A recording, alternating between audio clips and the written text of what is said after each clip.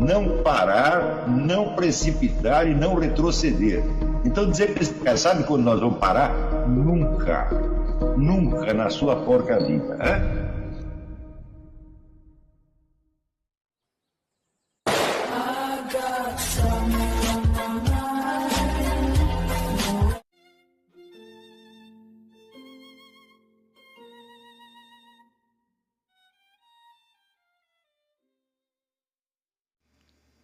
E aí pessoal, tranquilo?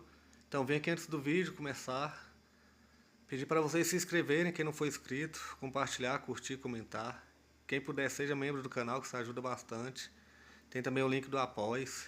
Quem puder ajudar nosso canal e apoiar financeiramente vai ser muito bem-vindo.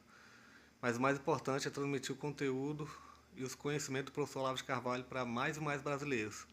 Então compartilhe e ajude aí nossa causa.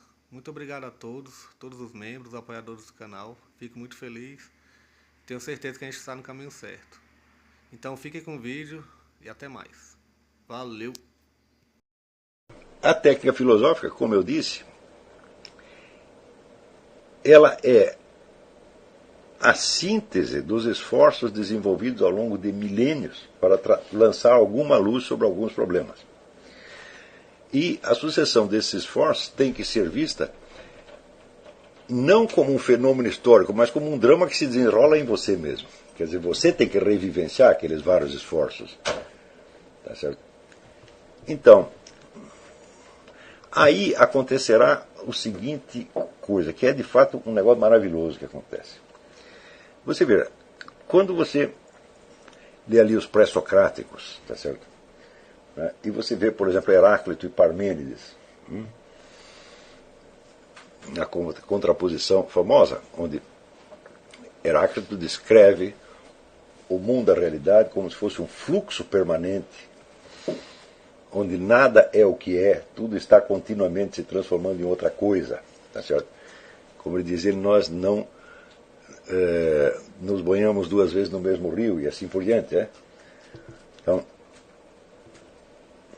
e por outro lado, Parmênides descreve o mundo do ser como o absoluto e imutável que está por trás de todas essas mutações aparentes. Não é isto? E quase que ao mesmo tempo, né, Zenão de Eleia desenvolve certos raciocínios que colocam em dúvida a realidade do movimento e da transformação. Como ele diz, a flecha que se desloca, a cada momento ele está apenas no lugar onde está. Tá certo? Então como é que você pode dizer que ela se move? Né? Quer dizer, existe somente, vamos dizer, uma sucessão ilimitada de momentos estáticos. E assim por diante. Coloca uma série de objeções lógicas à realidade do movimento. Então nós temos esses três personagens, né? Um que enfatiza a realidade absoluta e universal do movimento da transformação. Outro que enfatiza a permanência como sendo a única realidade, rebaixando, portanto, a mutação a um jogo de aparências. E um terceiro que coloca em dúvida a realidade da própria mutação.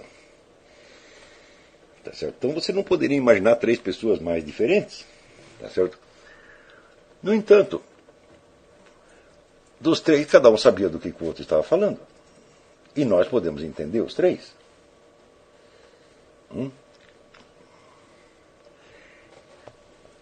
Isso significa que com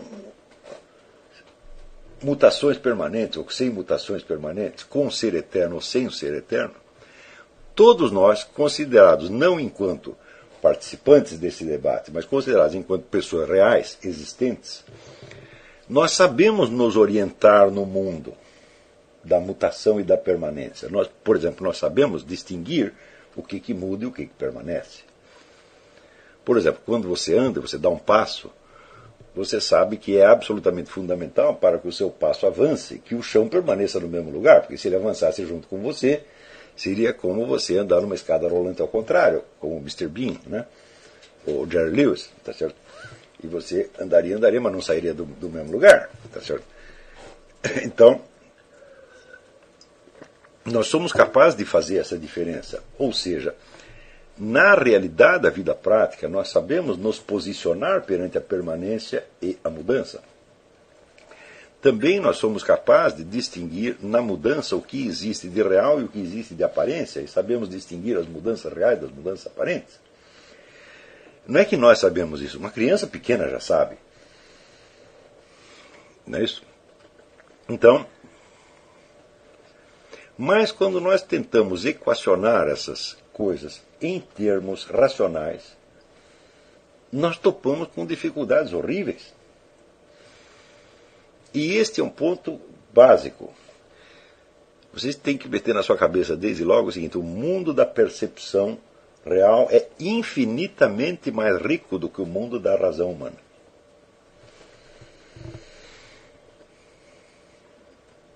Quer dizer, Santo Agostinho, ele diz o seguinte, pergunta para ele o que é o tempo, ele diz, olha, quando não me perguntam eu sei, quando me perguntam eu já não sei mais. O que ele quer dizer isso? Que eu, como ser humano efetivamente existente, real, eu sei me orientar quanto a esta dimensão chamada tempo, mas eu não consigo equacioná-la em termos racionalmente aceitáveis.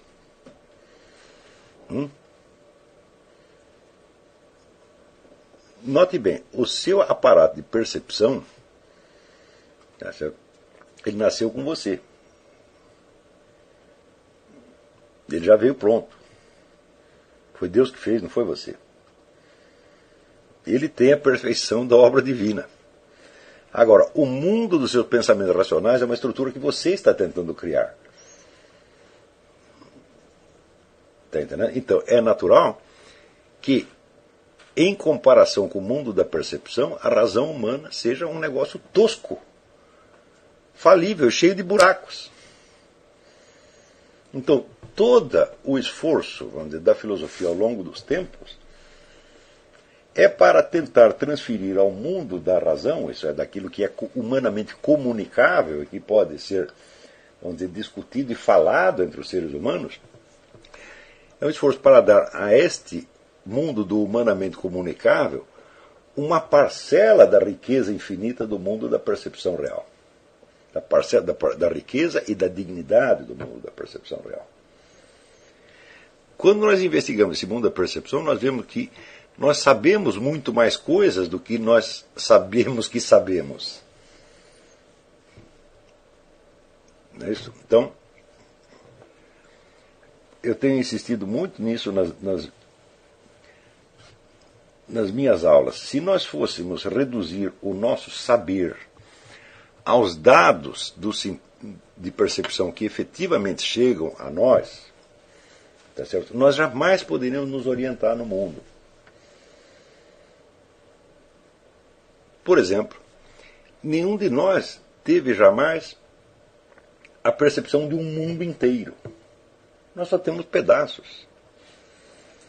Ora, se nós fôssemos usar esses pedaços para compor mentalmente a ideia de um mundo, nós jamais completaríamos esse mundo. Todos nós teríamos visões fragmentárias do mundo, tá certo? E estaríamos permanentemente desorientados nesse quebra-cabeças. E, no entanto, isso não acontece. Quer dizer, todas as crianças pequenas, elas sabem que elas estão no mesmo mundo que as outras. Quem foi que informou elas disso? Elas nunca viram um negócio chamado mundo.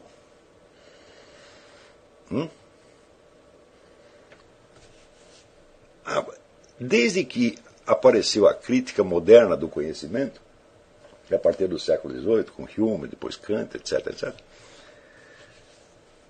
criou-se entre muitos filósofos a ideia de que tudo aquilo que nós não absorvemos pelos sentidos é criado mentalmente por nós.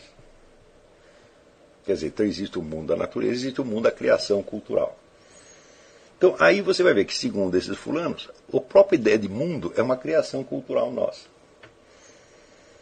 E a prova que eles dão é que, às vezes, a imagem do mundo é diferente de época para época, de cultura para cultura. Mas acontece o seguinte: a imagem do mundo, tal como aparece nas várias culturas, é criação cultural. Mas isso não quer dizer vamos dizer, que a percepção do mundo seja também a mesma coisa. Essas criações, afinal de contas, são criações linguísticas, com a linguagem humana. Ou seja, o mesmo esforço de Heráclito e Parmênides para dizer algo. Ou seja, quando nós pegamos estes sinais deixados pela imagem do mundo das civilizações pretéritas, da China, da Índia, do Egito, etc., etc., nós não estamos pegando a visão que eles tinham do mundo, mas apenas os símbolos nos quais eles condensaram esta visão. Nós não entramos dentro da cabeça deles para saber como eles viam. Nós sabemos apenas o que eles conseguiram transmitir. E o que eles transmitiram é através de uma transmutação simbólica da percepção. Está compreendendo? Quando nós lemos, né, os fragmentos de Heráclito, Parmênides e Zenão de Eleia, o que nós estamos pegando ali? O que eles perceberam ou aquilo que eles foram capazes de dizer? Está compreendendo? O que eles estão expressando é o resultado da sua elaboração intelectual de uma percepção primitiva. Esse resultado é deploravelmente mais pobre do que a percepção. Tanto que Zenão, Parmênides e Heráclito sabiam que estavam no mesmo mundo. Mas se eles estavam no mesmo mundo, como é que cada um deles vê esse mundo tão diferente assim? Eles não o veem diferente, eles apenas o expressam diferentemente, eles o trabalham intelectualmente de maneira diferente. Por quê? Porque a razão humana é extremamente limitada em comparação com o mundo da percepção real. E o mundo da percepção real, ele sabe muito mais coisa além daquilo que você efetivamente percebeu. Por baixo do mundo das suas percepções existe aquilo que eu chamo de conhecimento por presença. É aquilo que não foi percebido, mas que está embaixo do que é percebido e que é condição absolutamente necessária para que seja percebido. Está entendendo? Então, não é que aquilo não chega à sua consciência. Não, aquilo não chega sequer à sua inconsciência.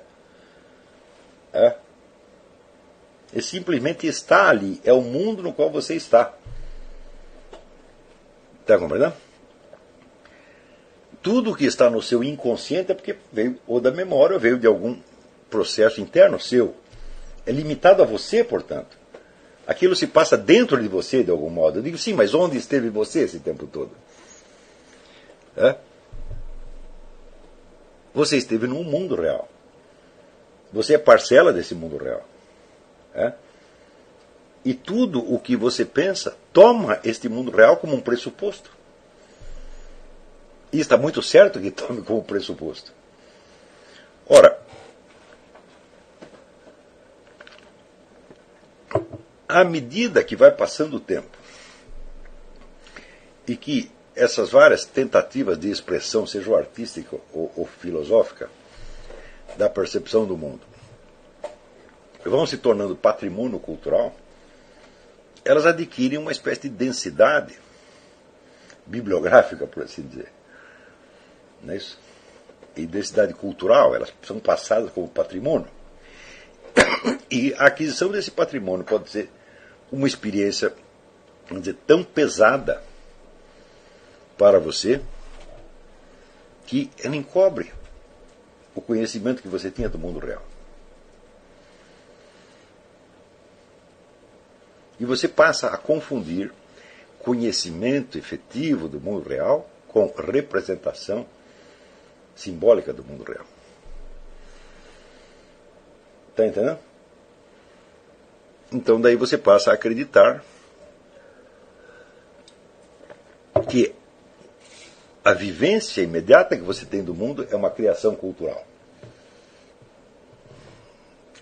Quando não é, ela é a base sobre a qual é possível haver criações culturais. Então, desde que nas últimas décadas apareceram uma série de estudos sobre a comunicação não verbal, sobre o negócio da ressonância mórfica, etc., etc., tornou-se possível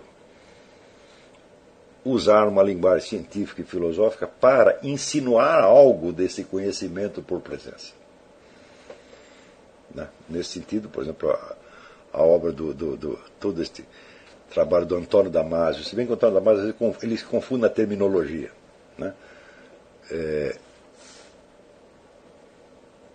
mas algo disso ele fornece, e sobretudo a obra de Rupert Sheldrake. São descobertas extremamente importantes, porque elas nos permitem, vamos dizer, expressar na linguagem da razão algo que sempre esteve por baixo da experiência da razão, tornando-a possível, mas ao mesmo tempo sendo encoberto por ela.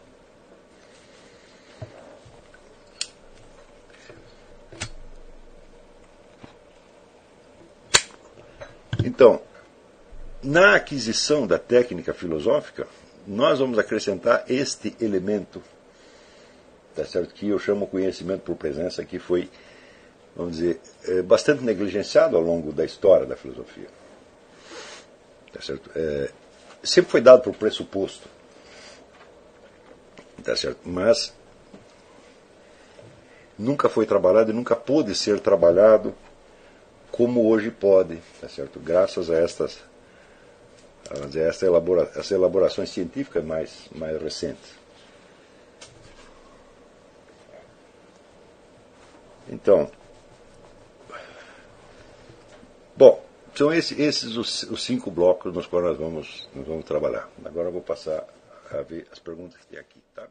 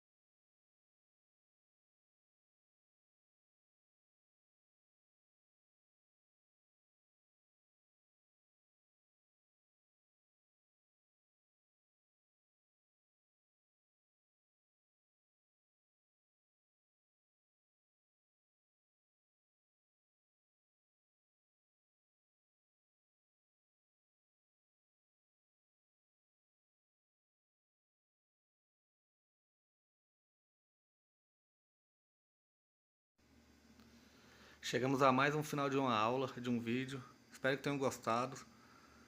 Quem não se inscreveu ainda, se inscreva, compartilhe, comente. Ajude o nosso canal, apoie, seja membro. E ajude o nosso canal a chegar a cada dia a mais brasileiros que precisam muito do conhecimento do professor Olavo de Carvalho. Então é isso aí, fique com Deus, até o próximo. Valeu! Então é isso aí, pessoal, que é o nosso canal, que são alguns livros que eu já li. A maioria foi doação, mas alguns eu adquiri, professor Olavo de Carvalho. Alguns livros se perderam aí que eu emprestei, professor Alexandre Costa, a Bíblia Sagrada. 10 lições sobre Karl Marx. Indico a não ler esse livro, que é muito ruim mesmo. Alguns pensadores aqui que realmente, como o professor Olavo de Carvalho disse, não são pensadores. Valeu, tamo junto aí.